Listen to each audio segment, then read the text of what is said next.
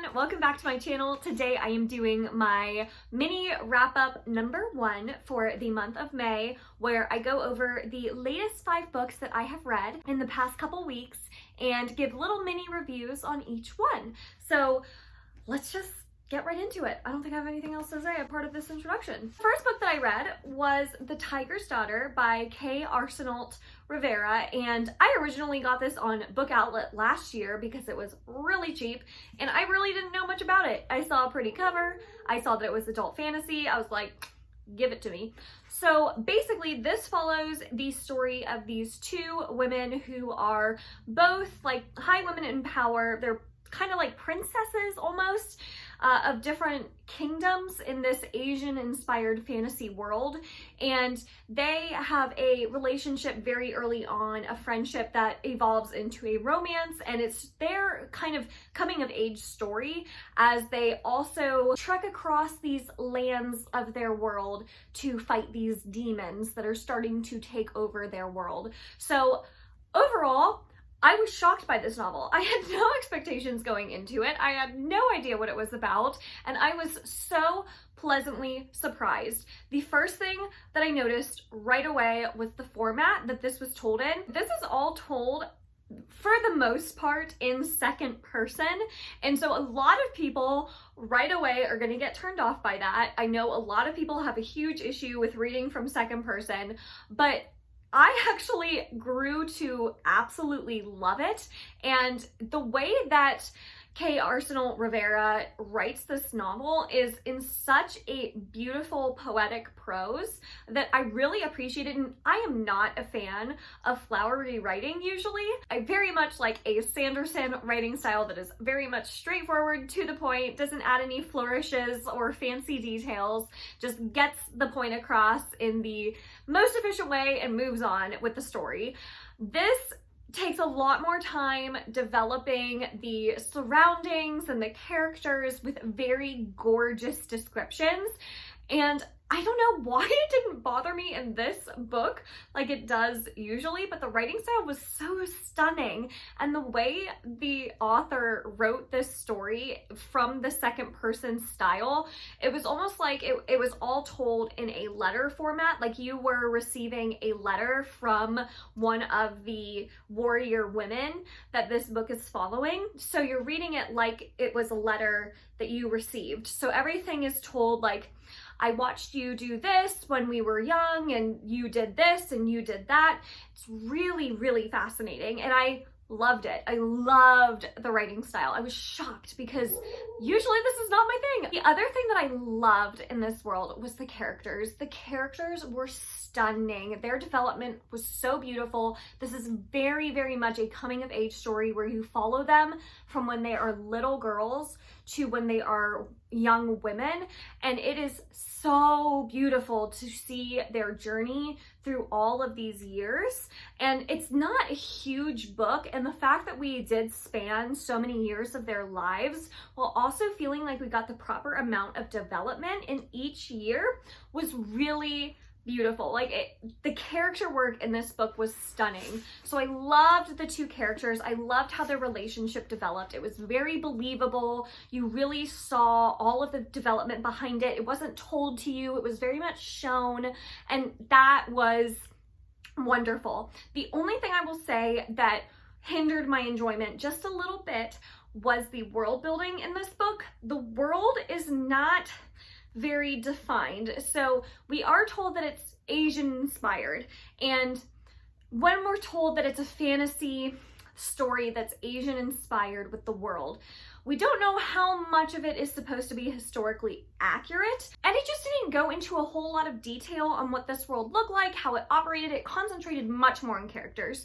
So I would not say that this was a plot-driven novel, much more of a character-focused story, and if that is your jam, you're going to really enjoy this, especially if you don't mind second person because, again, the writing is stunning, the character work is beautiful. I do totally recommend this novel for those of you who think it sounds interesting. Just know that the world building is a little iffy. There's not a whole lot of development, and the plot at times meanders. There's not a clear plot that we are following. It's definitely more character focused. So overall, I gave this 4 stars. I really enjoyed it. I can't wait to continue on with the series because I loved the ending so much. Such a good ending. So very excited to continue on. Next book I read was Blood of Elves by Andrzej Sapkowski, which is the first official book in the Witcher series. So I've already read the 2 short story collections, which I really enjoyed. I gave both of those 4 stars. Blood of Elves, I did end up giving 3.5 stars. This is my least favorite so far in the series, mainly because it feels so much like a setup book for the rest of the series. So this really doesn't have a whole lot going on in it. It feels like it's very much setting up our characters in certain places and developing them for certain things to come versus already throwing them into the action or throwing them into the story. We're very much placing the pieces on the chessboard versus moving them. So it definitely feels like it's setting up for an epic series, and I can't wait to see where it goes. Like, it makes me really excited for what's to come.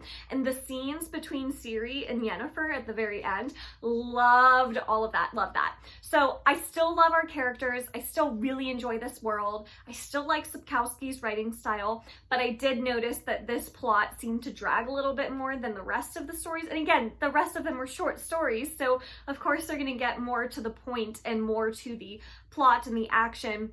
But this one definitely felt like it was setting up the rest of the series. But I am excited for what's to come. The next book I read was Love Her or Lose Her by Tessa Bailey. Last year, Fix Her Up by Tessa Bailey, the first book in this series, was one of my favorite books from last year. I gave that book 5 stars. I absolutely loved it. I was so shocked by it. The characters were wonderful. The romance was wonderful.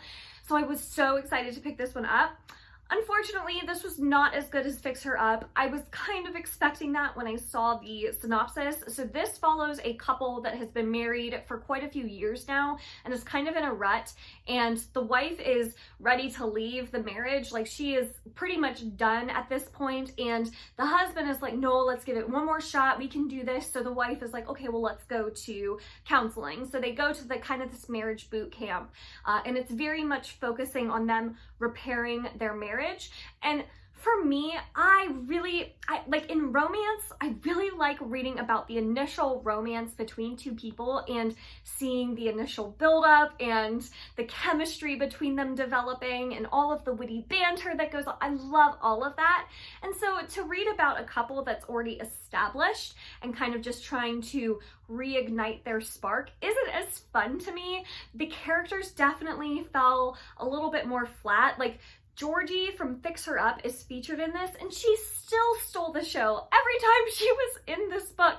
She is such a vibrant character. And then our main character, Rosie, in this book just kind of was there was not much about her that really stuck out to me as something super unique or special. So it was a little bit harder to get behind these characters and fall in love with them like you did with Fix Her Up. I ended up giving this 3.5 stars because even though I typically don't like the trope of kind of repairing an already established relationship in romance, I thought this did it the best it could, in my opinion, because it's such personal preference, right? Like, I personally don't like that trope, but other people could love it. So I think that this did the trope well. It's just not my personal preference. So it's not a bad book by any means. It just wasn't quite as enjoyable for me as Fix Her Up. But I am still going to read the last book in this series. The next book I read was The Lost Man by Jane Harper. So this is my 3rd Jane Harper novel that I've read, and all of her books are kind of the same genre, where they are very much mystery novels that could be classified as thrillers, but I don't like to think of them as thrillers, because when you think of a thriller, you go in with certain expectations. You go in with the expectation that you're gonna get these huge twists and these really shocking revelations, and that's not what Jane Harper's kind of trying to set out to accomplish. I think what her style is that I love so much is really focusing more on building up very believable character relationships and having it center around a very tragic incident that occurred and trying to unravel all of the clues in all of these different relationships and how they all come together at the end to solve the big mystery. So this follows a family where there's 3 brothers, and one of them ends up dead in the desert next to his car, and they have no idea what happened. There was no markings on his body. It literally looked like he just wandered off from his car in the middle of the desert and decided to die.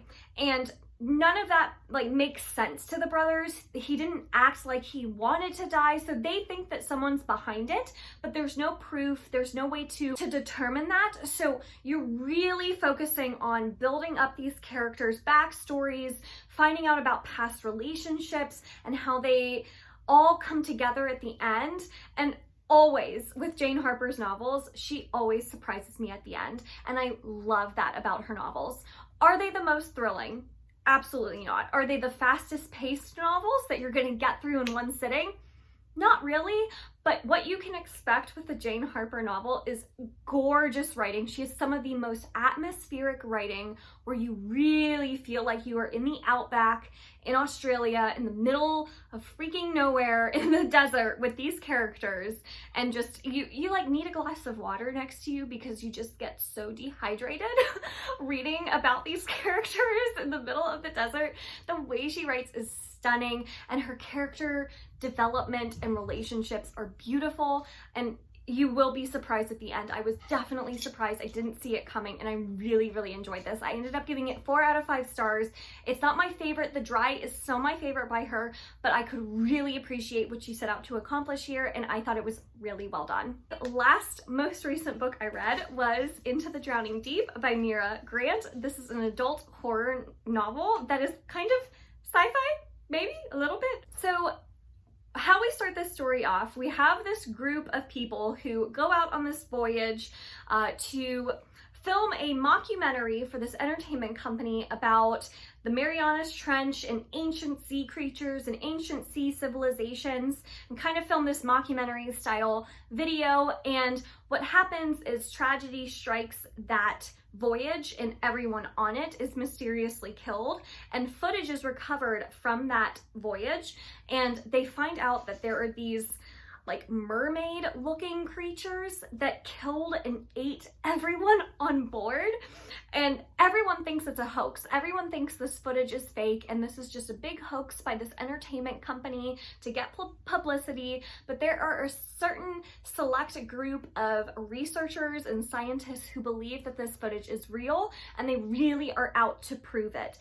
So this entertainment company decides to fund a second trip out to the Marianas Trench to try and prove that the initial footage they recovered was real, and basically killer mermaids. I would describe this novel as the movie Alien with Sigourney Weaver in the middle of the ocean. It is 100% horror, creepy, claustrophobic. It is so good. I loved this, and what I loved especially about Mira Grant's writing in this was how scientific it got. So we don't just follow killer mermaids for the sake of following killer mermaids. She actually goes into a lot of scientific detail about how these creatures could possibly exist and how they interact with each other and how they would look and how they would act. And it was just really, really fascinating to learn about these creatures with the characters. I loved how science heavy this book was without being inaccessible. I didn't enjoy it quite as much as I wanted to. What really kind of lacked for me was some of the characters. The characters didn't really stand out to me. It felt much more like it was just revolving around the plot and some of the scenes that were in this book to kind of carry the novel versus the characters carrying the novel. So the characters, none of them really stood out to me as being extremely likable. So it was hard to really sympathize with them when stuff started going down in this book. And the other thing that I wasn't crazy about with this one was the ending. There was a big discovery at the end of this book without giving anything away. And then we kind of just cut to black and go to the next scene, which is the epilogue. And you're like, wait a minute, about the huge discovery discovery? What happened with the big thing? So yeah, I was kind of disappointed with the ending. It didn't really wrap up the way I was hoping it would, and yeah, it didn't have a whole lot of payoff. So overall, though, I had a lot of fun reading this book. I thought some scenes were especially well done. Some of them were so creepy, so much fun to read. I loved the scares in this book. I loved the science behind it. I loved all that. So I would definitely recommend this for horror fans who think that killer mermaids sounds cool, because I did, and I really enjoyed it. So I give this book 4 out of 5 stars. Thought it was a ton of fun, and definitely want to check out more of Mira Grant's work in the future. I know that's her, I know Mira Grant is a pen name for Seanan McGuire, and I know Mira Grant, when she does write under that pen name, is more like horror focused, so I would definitely be interested in checking more out by Mira Grant. So those are the most recent 5 books I have read. Did you see any that you've read and also enjoyed or disliked? Definitely let me know your comments down below. I love chatting with you guys about books. Thank you so much for watching this video. If you enjoyed it, make sure to give it a thumbs up, subscribe. I release new videos every Monday, Wednesday, and Friday. And until next time.